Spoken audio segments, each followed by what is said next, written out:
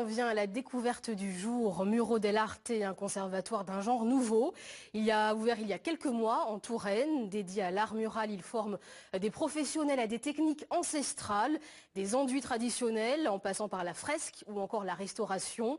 C'est une découverte que nous proposent Dominique Pouget, Sabrina Cicchini et Gillian Gels. C'est à Belle-Ombre, dans l'ancienne magnanerie du château de Véretz, où on élevait des vers à soie, que Muro dell'Arte a ouvert ses portes depuis septembre.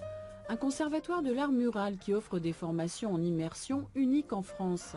Sgraffito, enduit traditionnel, fresque ou peinture murale, 3 complices se partagent cette mission de transmission des savoir-faire ancestraux. Belle-Ombre est à la fois leur lieu d'enseignement et le premier chantier des stagiaires.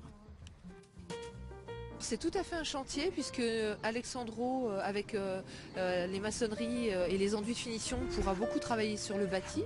Corinne va pouvoir à la fois faire des essais de sgraffito et de fresque, mais aussi proposer une frise de sgraffito sur la façade côté rue, côté extérieur, pour pouvoir embellir le site. Et moi j'ai la chance d'avoir au dernier niveau du conservatoire une pièce où il y a des badigeons anciens colorés que les élèves vont pouvoir refixer. Donc c'est-à-dire qu'avant aussi de passer sur chantier, on pourra s'entraîner. David est le premier stagiaire du conservatoire. Maçon du patrimoine et tailleur de pierre, il a une solide expérience derrière lui, mais ici il apprendra des techniques inconnues en France comme le sgraffito utilisé en Italie à la Renaissance. Sur plusieurs couches d'enduit, de chaux et de sable, on reporte un dessin, ici le logo de Muro dell'Arte. Une fois que la gravure est finie, à ce moment-là, on va venir évider et enlever ce qui va nous permettre de faire la lecture du dessin.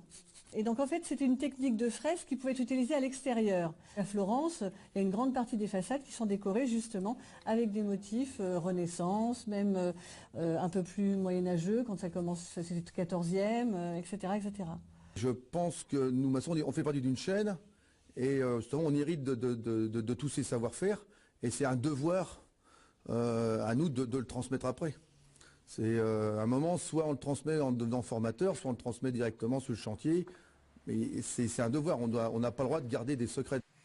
Alexandro est équatorien, amoureux du patrimoine ancien français. Il est le premier à intervenir et à partager son savoir-faire des enduits traditionnels avec David. Quand on va trouver une fresque, un sgraffito, une peinture murale, il y a d'abord des préparations à faire avant d'arriver au décor joli, on va dire. Donc tout ça, on part d'un mur rustique comme ça, donc il faut faire plusieurs couches de préparation, et c'est là que le maçon il rentre. Et après, il y aura les sgraffitos ou bien la fresque. C'est dans l'église du XIIe siècle Notre-Dame de Rigny que l'immersion se poursuit. Le chantier a commencé début janvier. Première étape pour David et ses formatrices, purger le badigeon des murs pour découvrir des fresques du XIIIe siècle et consolider des enduits parfois décollés. En fait, on va aller injecter dans la partie qui est un peu décollée le leccio naturel qui va permettre en fait de reconsolider cette partie et donc l'adhésion va se refaire de nouveau naturellement avec l'enduit de chaux qui est déjà présent. Les décors que nous trouvons, ce sont des décors très anciens. On est quand même sur le dernier quart du XIIIe, très certainement. On est vraiment sur un changement. Le gothique arrive et on sent la flamboyance. Et ces décors ressemblent à des enluminures en fait. On a derrière, notamment la Vierge ou Marguerite, on a ces petites fleurettes sur fond rouge qui sont typiques des enluminures. Et ces ocres qui rappellent l'or en fait. Donc on a vraiment quelque chose, oui, qui est assez exceptionnel.